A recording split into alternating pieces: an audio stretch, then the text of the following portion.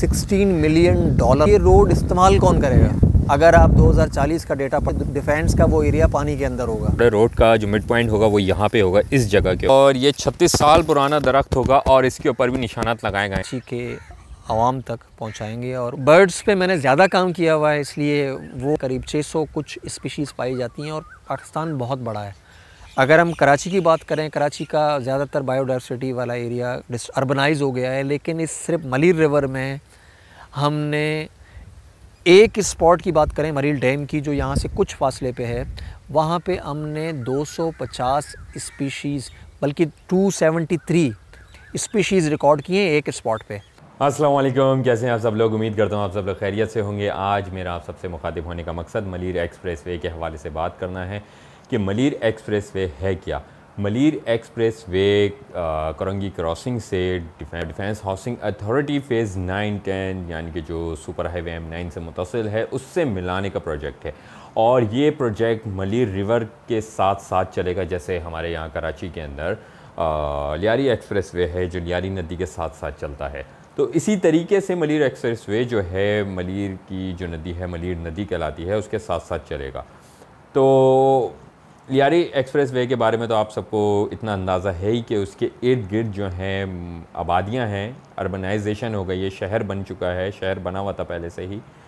मगर मलीर एक्सप्रेसवे जो है उसके इर्द गिर्द उसका एक कलील हिस्सा जो है शायद अर्बनाइज़ है, मगर उसका बहुत बड़ा हिस्सा जो है अभी तक इंटैक्ट यानी कि कुदरती हैबिटेट है या अनटच हैबिटेट कहूँगा मैं उसको। और वहाँ पे कुछ कल्टीवेशंस हैं, खेती बाड़ियाँ हैं, और हमारे वाइल्ड लाइफ जो है उसकी हैबिटेट है, बड़ी इंपॉर्टेंट हैबिटेट है, कोई मजाक बात नहीं है उस हैबिटेट को तबाह करना। वहाँ पे मैमल्स हो गए और रेप्टाइल्स हो गए और बर्ड्स की बहुत सारी स्पीशीज़ और वैराइटीज़ पाई जाती हैं। माइग्रेटरी बर्ड्स जो हैं उस इलाके में आते हैं और हमारे मैमल्स वगैरह भी पाए जाते हैं। इसके बारे में मैंने जब वहाँ के मुकामी सलमान बलोच साहब से रब्ता किया और उनसे और दीगर जो वहाँ के कदीम मुकामी और असली कराची के जो बाशिंदे हैं उनसे बात की, तो मुझे इस चीज़ का अंदाज़ा हुआ कि मलीर एक्सप्रेसवे सिर्फ मलीर एक्सप्रेसवे नहीं है, कितने लोगों को रौंदता हुआ जाएगा और कितना नुकसान होगा। मेरे इस कंटेंट में आगे जो है सलमान बलोच साहब और दीगर जो वहाँ के ज़मींदार हैं या खेतीबाड़ी करने वाले हैं या वहाँ के रहने वाले लोग हैं, वो जो उसके इफ़ेक्ट्स हैं, जो उसके साइड इफ़ेक्ट्स हैं, जो उसकी वजह से उनके ऊपर इम्पेक्ट पड़ेगा, वो इस कंटेंट में आपके साथ शेयर किया जाएगा। तो बात हो रही थी मलीर एक्सप्रेसवे की कि मलीर एक्सप्रेसवे किस तरीके से तबाही फैलाता हुआ और कैसे अर्बनाइजेशन को दावत देगा और एक बहुत बड़ा हिस्सा पूरा हैबिटेट तबाह हो जाएगा। और यहाँ तक कि उस हिस्से में जिस जगह पर मलीर एक्सप्रेसवे तामीर होने जा रहा है वहाँ पर उसके कुछ हिस्से ऐसे हैं जहाँ पे माइग्रेशन के दौरान कूंजें भी उतरती हैं। ठीक है, मेरी आंखों देखी बात है और आंखों देखी बात झुटलाई नहीं जा सकती। कूंजें भी उतरती हैं, रेस्ट करने के लिए भी उतरती हैं, या जो कमज़ोर कूंजें होती हैं वो वहाँ पे रुक भी जाती हैं। अब जब अर्बनाइजेशन होगी, वहाँ पे मशीनरी चलेगी और उस हैबिटेट को तहबाला किया जाएगा, तो फिर उसके बाद वहाँ पे क्या बचेगा? क्या वाइल्ड लाइफ बचेगी? वाइल्ड लाइफ में वहाँ पे सिर्फ चील, कौवे, बिल्लियाँ, कुत्ते ही मिला करेंगे। और जो हमारी असली वाइल्ड लाइफ है जिसकी प्रोटेक्शन होनी चाहिए वो बहुत हद तक मुतासर होगी। तो इस कंटेंट का जो ड्यूरेशन है वो काफ़ी लंबा है, मगर ये कंटेंट प्योरली उन नेचर लवर और उन कराची का दर्द रखने वाले लोगों के लिए है कि जो मेरी सलमान बलोच साहब की बात को समझ सकते हैं, समझ सकेंगे कि हम कहना क्या चाह रहे हैं, हम किस चीज़ के ऊपर आवाज़ उठा रहे हैं। अस्सलाम वालेकुम व्यूअर्स, कैसे हैं आप सब लोग? उम्मीद करता हूँ आप सब लोग खैरियत से होंगे। तो मैं आज मौजूद हूँ कराची के उस इलाके में जिसका नाम आते ही कराची के बासियों के जहन में सरसब्ज़ व शादाब और लहलहाते खेत नज़रों के सामने आ जाते हैं। इस इलाके का नाम है मलीर। मलीर का नाम आते ही हमारे जहन में अमरूद के बागात, पपीते के खेत और मलीर की मटर, मलीर की हरी मिर्ची, हमारे जहनों में आती है, क्योंकि बचपन से ही हम इन बागात और इस सरसब्ज़ पुरफ़ज़ा मकाम की सौगातें खाते रहे हैं और पिकनिक मनाने घूमने भी हम लोग यहाँ पर आते रहे हैं। तो मेरे आज यहाँ आने का मकसद यहाँ पे आने वाली तबाही और यहाँ पे आने वाली जो एक डेवलपमेंट के नाम के ऊपर जो कुछ होने जा रहा है उसको आप सब लोगों के सामने रखना है। तो मैं आज आपको दिखाऊंगा मलीर की कुछ वो चीज़ें जो शायद आप लोगों की नज़रों से आज तक पोशीदा रही हों। यहाँ पे जब डेवलपमेंट होगी तो ये सारी चीज़ें, जो ये सरसब्ज़ व शादाब बड़े बड़े दरख्त हैं, ये मेरे पीछे खेत हैं, इस टीली के पीछे खेत हैं और वो उधर भी खेत हैं। अगर मैं आपको मेरा कैमरा दिखाए, ये सारे ये जो खेत चल रहे हैं, ये वाले खेत, ये सब मुतासिर होंगे। मलीर एक्सप्रेस वे एक ऐसा प्रोजेक्ट है जो सिर्फ़ अशराफिया के लिए ही बनाया जा रहा है। इससे एक आम आदमी का या यहाँ रहने वाले का कोई फ़ायदा नहीं है, उल्टा नुकसान ही है। मेरी ये कोशिश है कि मैं आप लोगों के सामने इस चीज़ की हकीकत रख सकूं, ताकि आप लोग जान सकें कि मलीर के ऊपर क्या तबाही आने वाली है इस मलीर एक्सप्रेस वे के नाम से। अभी हमारे साथ ज्वाइन करने वाले हैं मलीर के इंतहाई मशहूर wild life photographer Salman Baloch साहब। अच्छा, इसी हवाले से जब मैंने सलमान बलोच साहब का मौक़िफ़ जानने की कोशिश की तो मौक़िफ़ आपके सामने पेश किया जा रहा है। तो ये रिफिलिंग नहीं होगी, और रिफिलिंग नहीं होगी इसका मतलब अंडरग्राउंड वाटर लेवल ना सिर्फ खेतीबाड़ी के लिए बल्कि घरों के लिए भी अवेलेबल नहीं होगा। तो ये एक्चुअल सिचुएशन है मलीर एक्सप्रेसवे का, जो यहाँ क्रिएट करने जा रहा है वाटर रिसोर्स के हवाले से। तो अभी हम जहाँ से गुज़र रहे हैं, ये जो बेल्ट है वो बेली डैम के बिल्कुल सामने है। सामने बेली डैम है और ये एक डैम है। ये 2020 को जब बारिश हुई थी तो ये डैम टूट गया था, एक हिस्सा इसका टूटा है और उसके बाद ये डैम बना नहीं, हमारे पास पैसे नहीं हैं। एक्वाफेरा को फिल करने के लिए जो पूरे शहर को अंडरग्राउंड वाटर लेवल को उसके ऊपर लेके आता है, उस पानी को स्टोर करने के लिए हमारे पास पैसे नहीं है चेक डैम को, एक छोटे से डैम को बनाने के लिए। और हम, आपको अंदाज़ा है कि इस 40 किलोमीटर के रोड पे $16 मिलियन लगा रहे हैं और डॉलर की वैल्यू आपको 204 है और 204 से आप $16 मिलियन को आप मल्टीप्लाई कर रहे हैं, आपको इसकी वैल्यू आ जाएगी। और ये इसकी एक्चुअल कास्ट नहीं है, ये इनिशियल कॉस्ट है जो उन्होंने दिया है। कल वो दोबारा क्लेम करेंगे कि महंगाई बढ़ गई और ये कॉस्ट बढ़ा दें, तो वो कॉस्ट इस वक्त जब आपकी मुल्क बैंकरप्ट होने के लिए जा रही है और यहाँ पे कोई पॉपुलेशन नहीं है, बहुत लिमिटेड छोटे छोटे सी आबादियाँ हैं, कहीं 50 घर हैं, कहीं 100 घर हैं, तो ये रोड इस्तेमाल कौन करेगा? वो जो क्लेम है जिनके लिए वो रोड बना रहे हैं वो डिफेंस के चंद लोग हैं। अगर आप 2040 का डेटा पढ़ेंगे तो आपको पता होगा कि डिफेंस का वो एरिया पानी के अंदर होगा। तो जिनके लिए ये प्लान बनाया जा रहा है वो एरियाज़ ऑलरेडी जो है वो अफेक्टेड होंगे और 2040 से 50 के दरमियान वो सारा पानी में होंगे। तो वो लिमिटेड पॉपुलेशन के लिए एक ऐसा रोड बना रहे हैं जो मासेस की नीड नहीं है। रोड होने चाहिए, मास ट्रांजिट होनी चाहिए, ये कराची की ज़रूरत है, लेकिन किसी एक मखसूस तबके के लिए या किसी बिल्डर माफिया के लिए अगर आप रोड बनाते हैं तो क्या होगा कि रोड तो बन जाएगा, वो उसका आउटपुट नहीं होगा। आप इस वक्त बैंकरप्सी की सिचुएशन में महंगाई बढ़ा रहे हैं, पेट्रोल को इजाफा कर रहे हैं और ऐसे सिचुएशन में आप वर्ल्ड बैंक और डिफिट से फ़ंड ले रहे हैं और उनको आप रिम्बर्स करेंगे। ऐसे सिचुएशन में रिम्बर्स करेंगे जहां आपकी इकॉनमी ऑलरेडी माइनस में है। जैसा मैंने ये कहा कि ये जो प्रोजेक्ट है वो $16 मिलियन का प्रोजेक्ट इनिशियल जो उन्होंने कॉस्टिंग रखी है, और अमूमन गवर्नमेंट के प्रोजेक्ट का आपको पता है कि जब वो स्टार्ट करते हैं तो कॉस्ट अलग होती है और जब कंप्लीट करते हैं तो वो डबल से भी ज़्यादा होती है। ये अशराफिया के लिए एक प्रोजेक्ट बनाया जा रहा है जिससे आम आवाम जो है वो फ़ायदा नहीं लेगी, और जब आम आवाम का फ़ायदा नहीं होगा और कंडीशन ये होगी कि आपकी करंटली जो करंटी है, हमारा मुल्क है वो बैंकरप्ट होने के लिए जा रहा है, या जो सिचुएशन है, लोग स्टॉक एक्सचेंज से पैसे निकाल रहे हैं और बहुत ज़्यादा कन्फ्यूजन है कि क्या होगा आगे के कुछ महीनों में, क्या होगा। और ऐसे सिचुएशन में इन्होंने अपना एड़ी चोटी का ज़ोर लगाया हुआ है। इतनी सारी रैलियाँ निकली हैं, 5-6 रैलियाँ निकली हैं। लोगों ने इन्वायरमेंटल एक्सपर्ट्स ने बात की है कि ये प्रोजेक्ट बैनुल-अक़वामी उसूलों के ख़िलाफ़ है। एक ऐसी जगह को तबाह करने जा रहे हैं जो कराची को ऑक्सीजन देगा। उस रोड को बनाने के चक्कर में ये लोग जो है वो अपनी मुल्क की इकॉनमी के साथ इतना बड़ा जुल्म कर रहे हैं चंद लोगों को फ़ायदा देने के लिए, जो अशराफिया है। और हम जो मिडिल क्लास या लोअर मिडिल क्लास या गरीब गुर्बत की लकीर के नीचे ज़िंदगी गुजारने वाले, वो पैसा पे कर रहे होंगे।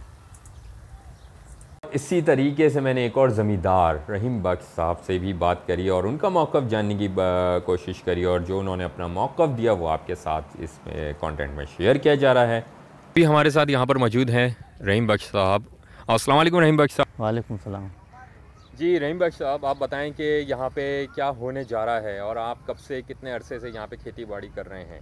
ये हमारे परदादा था मुल्ला ईसा। अच्छा, ये ज़मीन उसके दादे के थे, जुम्मा खान के थे। उसके बाद उसका बेटा अहमद खान, अहमद के बाद मुल्ला ईसा, मुल्ला ईसा के वाजा मरा के बाद 3 उसके बेटे थे। अच्छा, उस एक बेटे अच्छा तीनों बेटों में बड़ा बेटा मेरा बाप था, वालिद साहब था। अच्छा, उसके हम बेटे हैं या अभी कारोबार अपने कर रहे हैं, ज़मींदारी कर रहे हैं। ठीक है, तो आप क्या समझते हैं कि मलीर एक्सप्रेस वे की तामीर होने से यहाँ पे आप लोगों को कितना नुकसान होगा या कितना फ़ायदा होगा? ये मलीर एक्सप्रेस हमारे ज़मीनों की बर्बादी है और कुछ नहीं है। हालांकि 2005 में ये नेमतुल्लाह के दौर में मंजूर हुआ था, इसका नक्शा भी पास हुआ था लेफ़्ट साइड से। मली ने लेफ़्ट, अभी पता नहीं किस तरह इन लोगों ने राइट साइड पे लाया था। सही। तो ये जो आपकी खेती बाड़ी है यहाँ पे, ये सब इससे मुतासिर हो? सारे मुतासिर हो, जो हमारी ज़मीन है सारे मुतासिर हो रहे हैं। 320 फीट, वो तो बहुत पूरी ज़मीन हमारे आ रहे हैं। चीज़ बताऊँ आपको कि मलीर के जो कदीम दरख्त हैं, यानी कि ये बता रहे हैं भाई कि इनकी भी पैदाइश से पहले का एक दरख्त है और ये 36 साल पुराना दरख्त होगा और इसके ऊपर भी निशानात लगाए गए हैं। यानी कि आप देखें कि हमारी नज़रों में दरख्त की क्या अहमियत है कि दरख्त को काट दो भाई, दरख्तों को बचाना है, ऐसा ना करें। और ये मलीर एक्सप्रेस वे के यहाँ पे निशान लगाए हुए हैं, ये आप देख सकते हैं। ये मलीर एक्सप्रेस वे के गुज़रगाह के निशान हैं। ये यहाँ से गुज़रेगी, इस इतनी पुरसुकून जगह से गुज़रेगी कि सोच भी नहीं सकते। और ये देखें कितने यहाँ पे अच्छे अच्छे दरख्त लगे हुए हैं। जैसे कि मैंने आपको बताया था कि हमारे साथ आज मौजूद हैं कराची के कदीमी और इन कराची के मुकामी शख्सियत सलमान बलोच साहब, जो पेशे के एतबार से वाइल्ड लाइफ फ़ोटोग्राफ़र हैं, मलीर की एक समाजी काबिल एहतराम शख्सियत हैं। तो आइए आज उनके साथ इस मलीर एक्सप्रेस वे के हवाले से इसके ऊपर बात करते हैं। वालेकुम, हमारे साथ मौजूद हैं सलमान भाई। वालेकुम सलाम। सोहेब, आपका बहुत बहुत शुक्रिया कि आपने विज़िट किया। और कराची के लोगों को पता होना चाहिए कि वो क्या लॉस कर रहे हैं। बिल्कुल। तो आपका ये विज़िट बहुत ही इम्पॉर्टेंट है और हम बहुत पुरुमीद हैं कि आप हमारी इस आवाज़ को एक आम कराची के आवाम तक पहुंचाएंगे और वो उनको समझ में आएगा कि असल में ये मलीर एक्सप्रेस वे सिर्फ मलीर में रहने वाले लोगों का मसला नहीं है, बल्कि ये पूरे कराची का मसला है। क्योंकि अगर आप सैटेलाइट इमेजेस से चेक करेंगे तो आपको बहुत ही लिमिटेड एक स्पेस, एक ग्रीन लाइन नज़र आएगी। वो ग्रीन लाइन मलीर रिवर की है। और जिस वक्त हम यहाँ खड़े हुए हैं, ये एक बैंक का एरिया है। थोड़ा सा कुछ फीट के फासले पे हमारा मलीर रिवर यहाँ से गुज़र रहा है। और ये हरियाली आप देख रहे हैं, ये हरियाली और मलीर की पूरी हरियाली डिपेंड करती है इस मलीर रिवर के लाइफलाइन पे। कराची को ऑक्सीजन चाहिए, उसका बहुत जो मैंग्रोव फॉरेस्ट हैं उससे एक छोटा सा हिस्सा आता है। इसके अलावा जो मेजर हिस्सा है ऑक्सीजन का, कराची को जो रिक्वायर्ड ऑक्सीजन है वो मलीर से ही जनरेट होता है। क्योंकि ये सरसब्ज़ इलाका है और 2020 के मास्टर प्लान तक ये एक ग्रीन बेल्ट था कराची का। और अब भी कराची का ये ग्रीन बेल्ट, अगर आप ज़ोहेब के कैमरे से देखेंगे कि आपको वो ग्रीन बेल्ट ग्रीन ही नज़र आएगा। लेकिन अब ये ग्रीनरी जो है वो रिस्क पे है। क्यों एक रिस्क पे है? एक एक्सप्रेस वे बन रहा है जो मलीर रिवर के राइट बैंक पे बन रहा है और वो राइट बैंक का जो एरिया है सबसे ज़्यादा आबाद एरिया है मलीर का, जिसमें बहुत सारे किस्म के फ्रूट्स हैं और सब्ज़ियां हैं जो मार्केट जाती हैं और कराची के लोग उन्हीं सब्ज़ियों को इस्तेमाल करते हैं। अगर ये मलीर को डैमेज करेंगे और इस एक्सप्रेसवे को गुजार के जो रोड वो बनाएंगे, रोड तो बन जाएगा कुछ अशराफिया के लिए, जैसे मैंने पहले कहा था कि डिफेंस और बैरिया में रहने वाले कुछ लोग वक्ती तौर पर उससे फ़ायदा उठाएंगे। वो भी एक लिमिटेड टाइम के लिए होगा, क्योंकि यहाँ पे तो पॉपुलेशन नहीं है, यहाँ तो खेती बाड़ी हो रही है, ज़मीनें हैं, और क्योंकि वो आबादी वाला इलाका नहीं है तो रोड का इस्तेमाल भी बहुत ही कम होगा। तो इस कम इस्तेमाल वाले रोड के लिए एक ऐसे इलाके को तबाह किया जा रहा है जो मलीर रिवर का बायोडाइवर्सिटी वाला एरिया कहलाता है, जिससे ना सिर्फ बहुत सारी वाइल्ड लाइफ बल्कि पूरा कराची का जो इकोसिस्टम है वो तबाह हो जाए। वाइल्ड लाइफ की बात कर रहे थे तो आपको बताता चलूँ कि इसमें इस पूरे रूट में हमने इस पूरे रूट्स में बहुत ही कम जगहों पे काम किया हुआ है, लेकिन जितना हमने काम किया है उस काम को अगर हम जमा करें तो 10 के करीब जो है मैमल्स हैं जो यहाँ रहती हैं, और ये उनका एरिया है जिसमें बंगाल फॉक्स या वाइट फुटेड फॉक्स कह लें आप, फॉक्स की स्पीशी यहाँ रहती हैं। इसके अलावा यहाँ पे गीदड़ की स्पीशी रहती है जिसे गोल्डन जैकल कहते हैं। इसके अलावा यहाँ पे जंगल कैट रहता है, और इसके अलावा ये वॉल्फ का भी एरिया रहा है। और ये कॉरिडोर सर्दियों में आप कह सकते हो कि जो कीर्तर रेंज है, ये पूरा कीर्तर रेंज का एक कॉरिडोर है जिसमें विंटर में माइग्रेशन करके मैमल्स ऊपर के इलाकों से नीचे की तरफ आते हैं, और ये इसी मलीर रिवर के कॉरिडोर को यूज़ करते हैं। इसके अलावा कैविट है जो यहाँ पाया जाता है, और यहाँ के मल्टीपल रिकॉर्ड्स उसके मिले हैं। इसके अलावा आपको रैबिट जो वाइल्ड एयर है, इंडियन वाइल्ड एयर, वो यहाँ पे काफ़ी तादाद में मिलता है। इसके अलावा जर्ड आपको मिलता है। तो ये कॉमन स्पीशीज़ हैं जो यहाँ पे पाई जाती हैं। इसके अलावा प्रिंकोप्राइन लाइन जो है वो यहाँ पे मिलता है, यहाँ पे एजॉक मिलता है। तो इस तरह के बहुत सारी ऐसी स्पीशीज़ हैं जो यहाँ पे कॉमनली रिपोर्ट होती हैं, और हम ये आप हमारे पेजेस में जाएंगे तो आपको ये रिकॉर्ड्स मिलेंगे। रेप्टाइल की बात करें तो बहुत सारे इलाकों में कोई लिमिटेड स्पीशीज़ पाए जाते हैं, लेकिन मलीर रिवर की जो बायोडाइवर्सिटी है रेप्टाइल के हवाले से काफ़ी मशहूर है। यहाँ पे कॉमनली पाया जाने वाला ब्लैक कोबरा या इंडियन ब्लैक कोबरा भी कहा जाता है, इंडियन कोबरा भी कहा जाता है, वो इतना कॉमन है कि अभी कल ही मैंने यहाँ पे एक रिलीज़ किया है। तो इस तरह के इसके अलावा यहाँ पे रफ़ स्केल सैंड बोआ बहुत ही कॉमन पाया जाता है। इसके अलावा कैट आई पाया जाता है।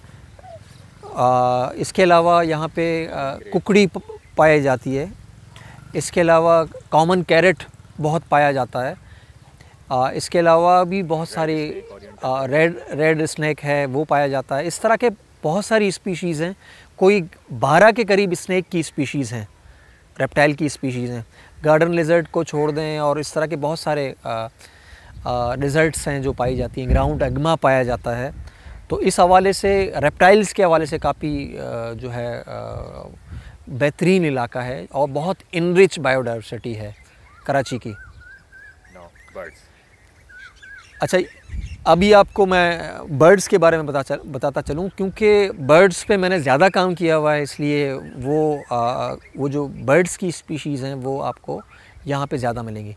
ओवरऑल पाकिस्तान में 700 के करीब 600 कुछ स्पीशीज़ पाई जाती हैं, और पाकिस्तान बहुत बड़ा है। अगर हम कराची की बात करें, कराची का ज़्यादातर बायोडाइवर्सिटी वाला एरिया अर्बनाइज हो गया है, लेकिन इस सिर्फ मलीर रिवर में हमने एक स्पॉट की बात करें मरील डैम की, जो यहाँ से कुछ फासले पे है, वहाँ पे हमने 250 स्पीशीज़ बल्कि 273 स्पीशीज़ रिकॉर्ड किए हैं एक स्पॉट पे। और ये जो रोड बनाने जा रहे हैं वो 40 किलोमीटर का रोड है। अगर हम पूरा रिकॉर्ड करें तो ये 300 से ज़्यादा स्पीशीज़ हैं जो यहाँ पे पाई जाती हैं। इसमें वो स्पीशीज़ भी पाई जाती हैं जो इंडेंजर्ड हैं, जैसे स्टेपी ईगल जो इंडेंजर्ड स्पीशी है, और विंटर में आपको काफ़ी तादाद में यहाँ पे मिलती हैं। इसके अलावा इजिप्शियन वल्चर जो इंडेंजर्ड स्पीशी है वो काफ़ी तादाद में यहाँ पे आपको विंटर में मिलती है। इसके अलावा बहुत सारे रेप्टाइल्स वो हैं, पिंचेस हैं, वो आपको यहाँ मिलती हैं। आपको विंटर माइग्रेशन की बहुत सारे वेडर्स हैं वो यहाँ मिलती हैं। तो बहुत सारी ऐसी स्पीशीज़ हैं जो कराची में कहीं और नहीं पाई जाती, सिर्फ इसी बायोडाइवर्सिटी में पाई जाती हैं। इसके अलावा एक अहम इंडिकेटर है जिसको बाज़ औकात जो है वो इग्नोर किया जाता है, वो कहते हैं बटरफ्लाइज़ को। कराची में टोटल 73 से 75 बटरफ्लाइज स्पीशीज़ मिलती हैं और बटरफ्लाइज स्पीशीज़ एक रिच बायोडाइवर्सिटी का इंडिकेटर है। किसी भी बायोडाइवर्सिटी को स्टडी करने के लिए आपको सबसे पहले बटरफ्लाइज़ को स्टडी करना ज़रूरी होता है। वो बहुत ज़्यादा सेंसिटिव होते हैं। अगर बायोडाइवर्सिटी डिस्टर्ब हो रहा होता है तो वो कम हो जाते हैं, और अगर वो इनरिच हो रहा होता है तो वो बढ़ते जाते हैं। और आप यकीन करें कि इस तरह के इन्वायरमेंट में अभी तक बहुत ज़्यादा, मतलब 73 अच्छा खासा बड़ा नंबर है बटरफ्लाइज़ के लिए, वो यहाँ पाई जाती हैं। इसी के साथ हमारा ये कंटेंट ख़त्म होता है, इख्तिताम पजीर होता है। आप अपनी आरा से ज़रूर आगाह करिएगा कि आप लोगों को ये कंटेंट पसंद आया नहीं आया, और मज़ीद हम इसमें क्या क्या काम कर सकते हैं और किस तरीके से हमने अपनी आवाज़ हुक्काम बाला तक पहुँचानी है ताकि इसका कोई हल ढूंढा जाए और वाइल्ड हैबिटेट को तबाह होने से बचाया जा सके। तो आप सबका अराउंड द ज़ुहैब देखने का बहुत बहुत शुक्रिया। अपना ख्याल रखिएगा। अल्लाह हाफ़िज़।